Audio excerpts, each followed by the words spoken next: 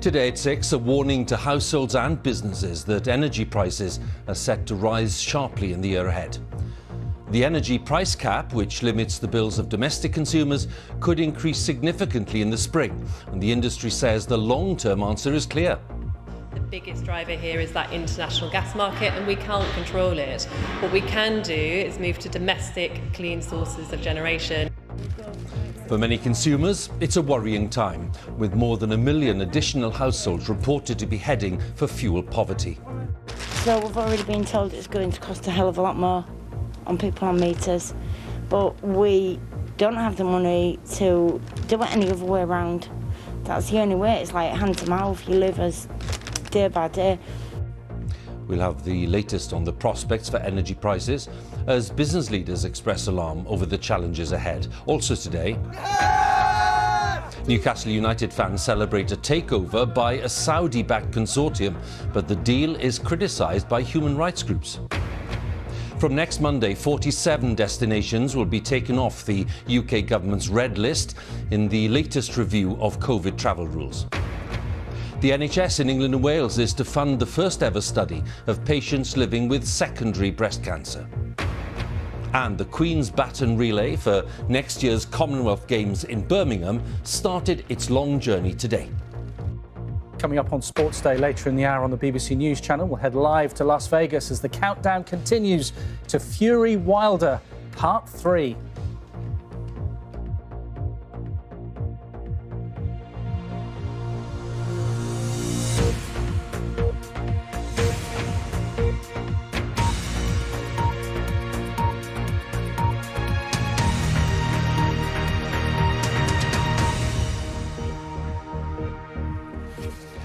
Good evening. Billions of households are now facing much higher energy bills over the coming year, according to industry experts.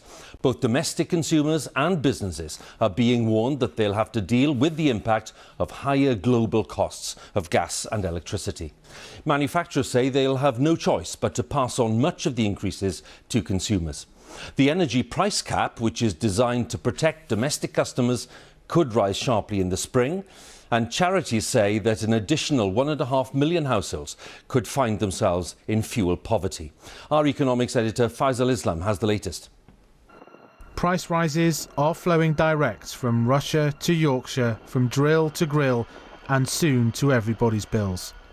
Already this has hit the likes of Susan Powell, a pensioner from Bradford whose energy company hiked her monthly bill from £85 to £125. I'm conscious that I put less water in the kettle. I've already started putting an extra layer on if it gets cold. There's only a limit to what you can do. I've changed the light bulbs for the economical ones. The money's got to come from somewhere, but I'm not quite sure where yet, and it's a lot of money to find. But that was before an even bigger surge in international prices that could push up the energy cap by more than 30% in April. Charities say that would put an extra 1.5 million households into fuel poverty. In recent days, gas prices paid internationally have not just reached records, but they've reached, frankly, incredible levels. For context, the latest consumer price cap, which rose 10% to £1,277 for a typical house, was based on Ofgem observing this price at 65 pence per therm in the first half of the year. If the past week's prices persist, analysts forecast that in April the price cap could go up to an incredible £1,700 to £1,800. Energy bills of this size landing on the nation's doormats in April at the exact same time that taxes are going up. won't just prove unaffordable for millions of ordinary households, could prove unthinkable for a government that's prided itself on raising real wages. That's increasing pay packets more than the rate of inflation. Other governments around Europe have poured billions into lowering these bills, but that poses a dilemma of subsidising energy at the precise time we're supposed to be dealing with climate change. The business secretary says ultimately the long-term solution will be reducing reliance on the likes of Russia with domestic green energy. The recent issues that we have with the volatility of the gas price, incredible spikes and then falling back, great uncertainty in the market. I think that shows exactly why we need vigorously to pursue our climate goals. Consumers are finding the energy switching websites they've been encouraged to use for years just don't work at the moment. That system seems completely broken right now. Look, right now, the price cap is providing one of the best value tariffs in the market, and that is because of the changes we are seeing in the wholesale market and in gas prices. However, as these changes work through, we do expect the market to unlock, and absolutely, in the future, we expect people to be able to switch. But at a much higher price point. I mean, bills, £2,000 for, a slightly bigger than normal house? Well, right now, the price cap is protecting customers from the volatility that we're seeing. At the beginning of the gas pipelines in Russia, energy is being used as a form of diplomacy. Loyal customers being reassured by its gas supply chief, others encouraged to do deals. As far as prices are concerned, you can see that those countries that have long-term contracts with Russia have no problems. Those countries that decided to reject long-term contracts and buy gas on the spot market, they've got problems. There are long-term solutions, more storage for gas, more insulation for homes, but that's not going to alter a record energy crunch over the coming months. Faisal Islam, BBC News. Well, as we heard, ministers say that decarbonising the UK's power supply in the years ahead will protect customers from volatile changes in the price of fossil fuels. Until that happens, homes and businesses will have to deal with the ever-present risk of higher energy prices. Our Consumer Affairs correspondent Coletta Smith has been speaking to people in Hull about their concerns. Jo's already had the bad news about her bills. So we've already been told it's going to cost a hell of a lot more. Her prepayment meter will need topping up more often. It's like hand to mouth, you live as day by day. I am very, very worried, very concerned. We struggle enough. Those like Jo on prepayment meters or the basic standard tariffs are now paying more for gas and electricity. For everyone else, it's when your fixed deal comes to an end, you'll be facing this huge increase. Yes, so there's quite a selection. I mean, you've got your bog standard pastas and things in here as well. Jan knows that a tidal wave will be coming through the door of her charity in the next few months. Furlough's finishing, the Universal Credit £20 top-up payments finishing, and utility bills are going up just as residents are putting their heating on. Well, when we get to the other side of the clocks changing, we'll get a lot more residents coming in asking us about help with energy advice and support. A lot of the people we're dealing with are quite desperate in some cases. It's not possible to switch to a new deal for less than the price cap at the moment, so people will have to cut their usage, lower the thermostat and try and use energy-hungry machines a bit less. Even if you think you don't use gas, you still depend on it. Gas not only heats most of our homes, but gives us our electricity too. As we move towards renewables and away from coal, it's gas-fired power stations like this that provide the backstop for our electricity, especially when the wind isn't blowing. And that's what happened this summer. We used more gas just as global prices were going up. Households and businesses are now facing the consequences. Mark's Furniture Company have just installed a new machine to keep up with demand. Yeah, it's a gas guzzler. Our bill was about £8,000 this last period, and yeah, so a big increase to that is going to be a big increase in cost to the company. 5% of people in Hull work in the energy sector, but on their lunch break, it's their home heating bills they're chatting about. Everybody's in the same boat, aren't they? So obviously you talk about your wages and then obviously you've got to pay 10% more on your gas bill or whatever. You're having to use it more and put more money in, and your wages just aren't enough to afford that. With more increases to the price cap and energy bills on the horizon next year, those pay packets are going to have to stretch even further. Coletta Smith, BBC News in Hull. And watching that with me is our economics editor, Faisal Islam. Faisal, some people are saying, look, you know, there's no need to be panicking at this point because what we're looking at is a one-off set of circumstances, if you like. Are they right? So the first thing to say is that even a one-off shock like this can be pretty painful for individuals. It's just a question really now. We've already had a sort of record rise in that energy cap. It's going to go up by how many hundreds, we don't know, but some hundreds. So that is a real prospect that's going to eat into people's living standards and send inflation up to about 5%, we think, by April, if that is correct. But it doesn't come on its own. If it was just an energy shock, the likes of the Bank of England, when setting interest rates, they could perhaps just park it and say it goes up, it's going to come down, that'll be okay. But because it comes against a backdrop of other supply problems, whether it's the global supply chain problems we've seen in freight or whether it's worker supply issues we've seen in haulage, that creates a kind of a tricky cocktail alongside super low interest rates. It is really quite difficult. And for a government that has promised everybody that real wages and living standards will rise, it amounts to a immediate test. OK, Faisal, thank you very much again. Faisal Islam there, our economics editor. Well, final approval has been given in the past hour for a takeover of Newcastle United Football Club.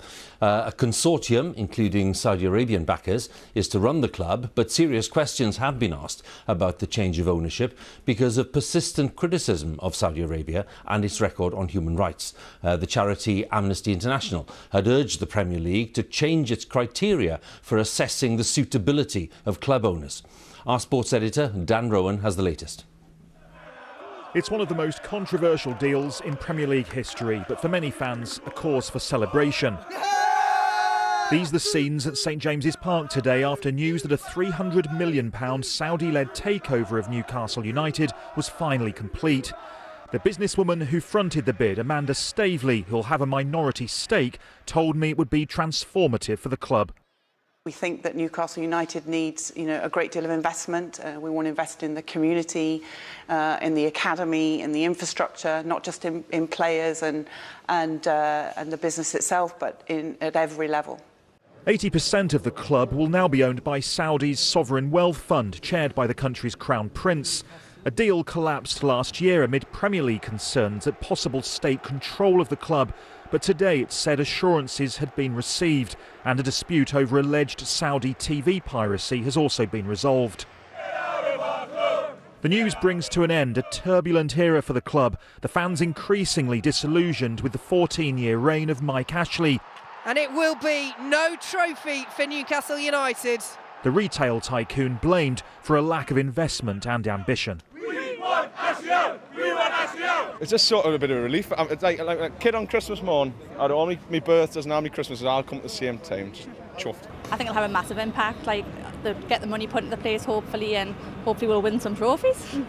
Such a big day for both the club, the city, kind of everyone in the areas nearby. The deal catapults Newcastle United to the very top of football's rich list after 2 relegations from the Premier League under Ashley's ownership. The fans of Newcastle have been through an awful lot. I mean, the club is completely unrecognisable to the club that I used to play for. It's a really special place and it's been a long, tough road, and there's definitely some really exciting times for the Geordie fans to look forward to. But critics say this is another example of Saudi Arabia using sport to deflect scrutiny of its poor human rights record, especially given the alleged involvement of the Crown Prince in the murder of dissident journalist Jamal Khashoggi in 2018, which he denies. It represents the clearest attempt yet by Saudi authorities to clean up their tarnished international human rights record via the route of purchasing a top-flight football club. Saudi ownership of St James's Park has always been much more about image management for Crown Prince Mohammed bin Salman and his government than it ever was about football. I'm aware there's a lot of concern, there's a lot of lobbying, but at the end of the day, we've got to trust football to look after itself and do its job, which does include applying the fit and proper persons test. Championship contenders back in the 90s, Newcastle United's long-suffering fans have yearned for a return to the glory days for years. The concern, however, is that those now at the helm may prove even more controversial than the man they've bought from. That was Dan Rowan, our sports editor, reporting there. Let's get the latest then from St James's Park and join our correspondent Fiona Trott, who's there. Fiona, tell us a little more about the reaction then to the news of the deal. Well, Huw, this evening outside St James's Park, it feels like Newcastle United have already qualified for the Champions League. When that news came through, hundreds of fans here singing, cars going past, beeping their horns. As you heard in Dan's report there, many of them unhappy with the way Mike Ashley was running this club for the past 14 years. Now, it's one of the richest in the world. Newcastle United is the beating heart of this city. It's not just the fans, not just the players that are going to experience this huge transformation. It's Newcastle itself too. Fiona, many thanks once again for the latest there. Fiona Trott at St James's Park.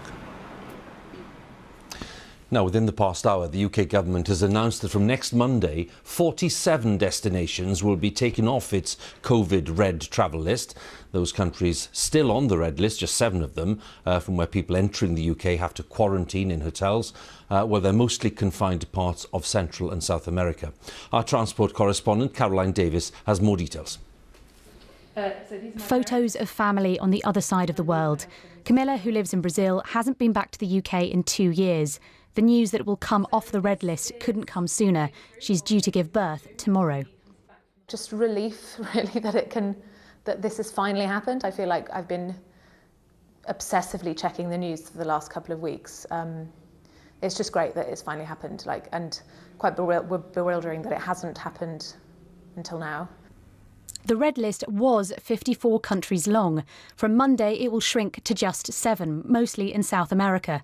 Arrivals from here will still need to stay in a quarantine hotel. Vian was one of the first quarantine hotel guests when he arrived from South Africa in February. From Monday, anyone arriving from there and from any of the other newly non-red countries won't need to self-isolate at all if they can show a full vaccination certificate the UK recognises. I'm surprised that it's taken this long, but I'm happy that it's happening. It means I get to see family and friends that I haven't seen for the past 10 months or so. I don't just speak for myself, but I speak for all of the South Africans in the UK that have been dying to go home. More countries' vaccination certificates will be recognised too, but the policy has its limitations.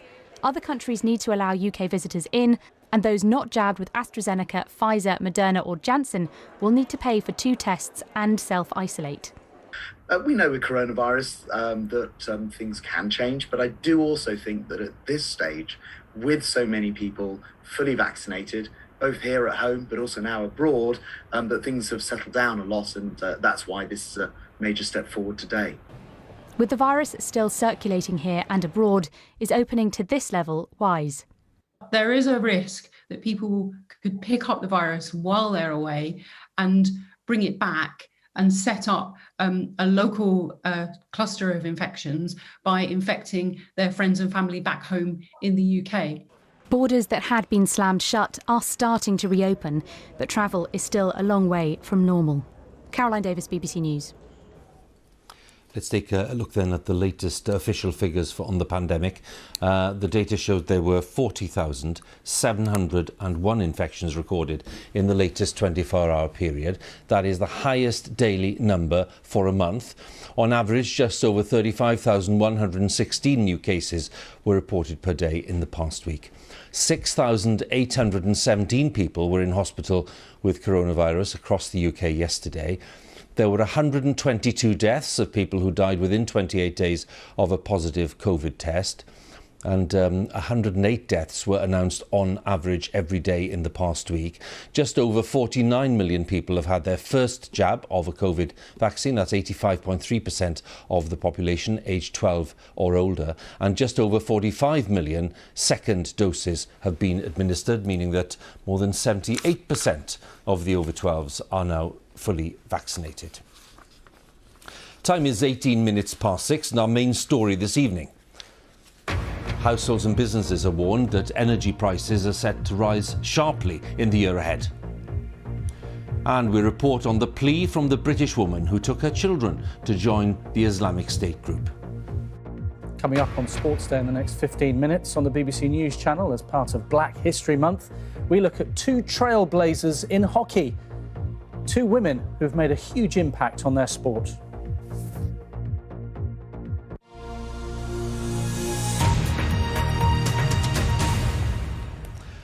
The NHS in England and Wales is to fund the first ever audit of patients living with secondary breast cancer.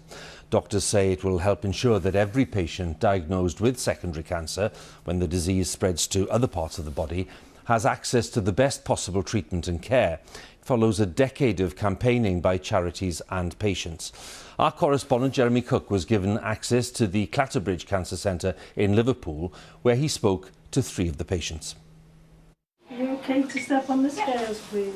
I had a tumour in my breast that was relatively large, metastases in my liver, spleen, spine, hips and sternum. 59.3. Alina is a young mum with a devastating diagnosis. Hold on. Secondary breast cancer. Stage 4 is classed as terminal, and to hear that language at the age of 32 with a 10-month-old is quite scary. Come on, darling. For her, living with cancer means living with uncertainty. I've got an appointment for some scan results today. Still got a level of anxiety. It looks like it's all disease-related, doesn't it? While primary breast cancer has good survival rates, in around 30% of patients, it spreads to other parts of the body. It becomes secondary breast cancer, and it's incurable. They also report a new bone lesion in part of the pelvis on the left. Right, OK. Until now, there's been no record of just how many patients, mostly women, have secondary breast cancer. For a decade, campaigners have pushed for a national audit, and finally, NHS England has agreed. I think it is a game changer. By knowing how many women are living with secondary breast cancer, we can design our services better. We know how to plan forward, how many specialist nurses we need, how to plan our chemo units. But she's still got 2 hours of fluids left once that cancer. The treatment here is first class, but the Breast Cancer Now charity says many women feel overlooked and forgotten. I know for a fact that I take for granted my treatments, where other people are fighting for funding for it, and I know that that's keeping my particular cancer at bay. I don't think any woman should be written off. You all right? Yeah, for sure. Alina's focus now is her daughter. She's got another 2 years until she goes to school, but I am looking forward to seeing her go into that, and I hope I can see her go to that. Sorry, I just have a moment. It's one of the hardest things is talking about. You might not be able to take her through all of her milestones as a young lady, and my husband might have to do that. With Professor Palmieri and my team, I'm sure I'll see it. Back in the clinic, We need to get her in. Carlo is worried. Oh, Anne, hi, morning. Hi, Carlo. How are you? Not too good around my stomach area. Tenderness, pain, and I've also got bruising. I want to get you up into the hospital. Within hours, Anne is into the unit. It's an emergency. After first being diagnosed with breast cancer in 2008, it's been a long journey, and she's poorly. Put your fluids up for you. This illness can be relentless. After all these years, Anne knows that the odds are against her.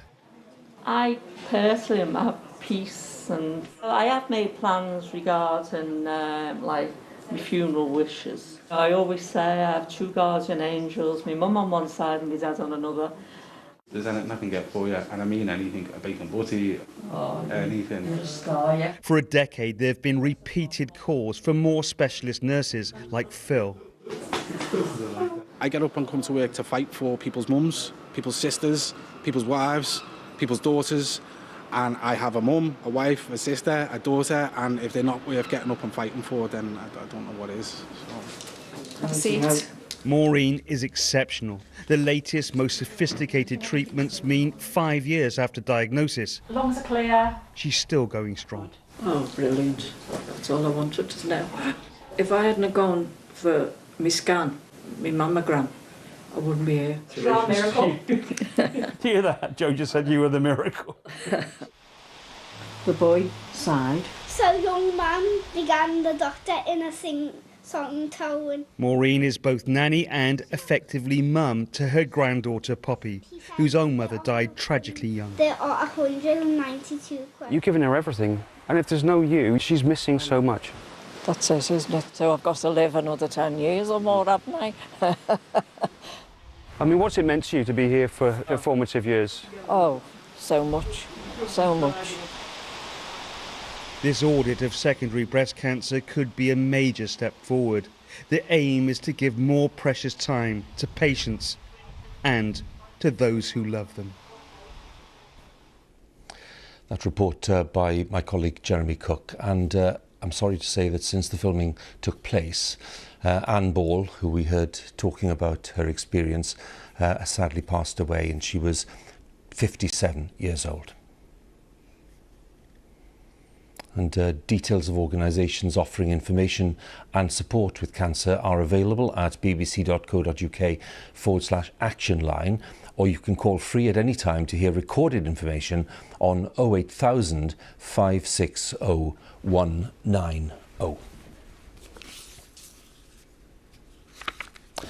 A British woman who took her children with her when she joined the Islamic State group says that the UK government should deal with the issue of allowing them to return. Nicole Jack is being held with her 3 daughters in the same Syrian refugee camp as Shamima Begum, whose British citizenship has been revoked. The Home Office says its priority is to ensure the UK's safety and security. Our correspondent Poonam Taneja has this exclusive report. This is no place for children to live, but thousands do. This squalid camp in northern Syria houses the surviving children of Islamic State group's fallen caliphate. So I fix your slipper. Amongst them are 3 British sisters. Every time you're too big for this. They're 7, 9 and 12, and they live here with their mum, Nicole Jack. You, as a mother, decided to take your children to Islamic State group territory. There were beheadings, there were murders, there were massacres. How would you explain that to anyone? I don't think even if I explained it, everyone would understand. But it was about my family being together. Do you understand? And honestly, secondly, what may have happened, we've never been witness to it, my children and I, honestly. You know, I haven't seen a beheading in my life. But her children have suffered trauma and loss. Their father was killed fighting for IS as the group persecuted minorities and enslaved women. And their 10-year-old brother Isaac died in an airstrike in front of them. I really miss my family. I miss my granny, my aunties. I miss my grandmother, my other grandmother. All these other people, I miss them so much. This camp is run by the Kurdish authorities. They want countries to take their citizens back. The UK is reluctant to allow the wives of Islamic State groups, foreign fighters, to return to Britain. They're viewed as a threat to national security. However, they are willing to repatriate British orphans and unaccompanied children. But Nicole Jack says her children can't go back without her. And so the only connection they have with the outside world are occasional lessons. Hi, Granny. Hi, Michaela. Hi, Naila. How are you guys? Love you. And this video message to their granny. Hopefully, come back soon to see you guys. Let her come and face the consequences. But it is not fair and it is not right for these children to be languishing in this place. Enough is enough. They've already served the 6-year sentence. The British government wouldn't comment on Nicole Jack's case. They say those remaining in Syria include dangerous individuals and not to make security judgments based on gender and age. But Charlene says while her daughter should face justice, her grandchildren are innocent. Poonam Taneja, BBC News. The Queen's baton relay for next year's Commonwealth Games in Birmingham has started its journey today, a journey involving a distance of 90,000 miles through 72 countries. The Games will be opened next July when the baton will arrive in Birmingham. The city was awarded the Games just 4 years ago when Durban was replaced as the host city because of financial problems. Laura Scott reports. drumming up support for a Commonwealth Games on home soil. And who better to launch the Queen's baton relay? Having posted a special message inside, which she won't read until the Games begin next July, the Queen passed it to Paralympic champion Kadina Cox, the first of around 7,500 baton bearers. I'm a disabled female black person. I think that represents, what this Games is about and what Birmingham is about, and that diversity. So to be able to start in this way, I just thought was so special. From every corner of our city and every corner of the globe. Big names like Adam Peaty and Dina Asher-Smith will compete at the Games, which will have more medals for women than men, the biggest ever parasport programme, and come at a cost of nearly £800 million. From a Commonwealth, political and sporting perspective, a lot is riding on Birmingham 2022. It's the biggest and most expensive sports event in the UK since London 2012, and today marks a significant moment in the countdown to the Games. If we can deliver these Games successfully and everybody has a really good time and we leave a really good legacy for Birmingham after what we've been through, I think that will be a massive legacy for everybody. Amid pressure for the Commonwealth Games to remain relevant, the hope is the baton's journey around the world will help generate enthusiasm before the stars of 2022 aim to emulate England's golden netballers and create more memorable moments. Laura Scott, BBC News. Right, it's time for a look at the weather, and Chris is with me. Hi, Chris. Hi, Hugh. Well, there's been a bit more cloud around today for most parts of the UK, but we still managed a little bit of sunshine, for example, here in Norwich. The thing that you might have noticed the most, though, is just how warm the air's felt today compared with yesterday. Temperatures have been leaping upwards. Bulmer is in northeast England, 13 degrees yesterday. Today, up at 20 degrees Celsius. That's around 6 or 7 degrees warmer than it should be at this time of the year. You can see the extent of the cloud on the satellite picture. We have seen some breaks across eastern England and the southwest. The thickest cloud, though, for Northern Ireland and Scotland. That's been bringing rain. That's a weather front, and the weather front's going to be with us not just tonight, not just through tomorrow, but even into the weekend as well. To the south of that, away from our band of rain, there's thick enough cloud to bring an odd spit of light rain or drizzle overnight, and I think there's going to be some mist and fog patches. Some of these could be quite dense across England and Wales as we start the day on Friday, but it will be a mild start to the morning. Now, through Friday, there's our weather front, continues to bring rain across northern areas of the UK. England and Wales, mist and fog patches could be quite slow to clear, and I suspect there'll be a fair bit of drizzle for a time across East Anglia and South East England. But then we should start to see some sunny spells break through the cloud, and in the sunshine, temperatures again way above average for the time of year, reaching highs up to 21. And even where it stays cloudy, you're still looking at temperatures into the high teens as a minimum. On into the weekend's forecast. Here's our weather front still bringing rain across Scotland and Northern Ireland. England and Wales again, mist and fog patches to start the day, but otherwise we should start to see some sunny spells come through as we head into the afternoon. Temperatures still high teens to low 20s across England and Wales, but we're starting to see some fresher air push into the north and west, and that fresher air will be following into all parts of the UK as we head through the second half of the weekend and into next week as well, Hugh. Chris, many thanks once again. And that's all from BBC News at 6. I'll be back at 10. Now on BBC One, we join our news teams where you are. Bye for now.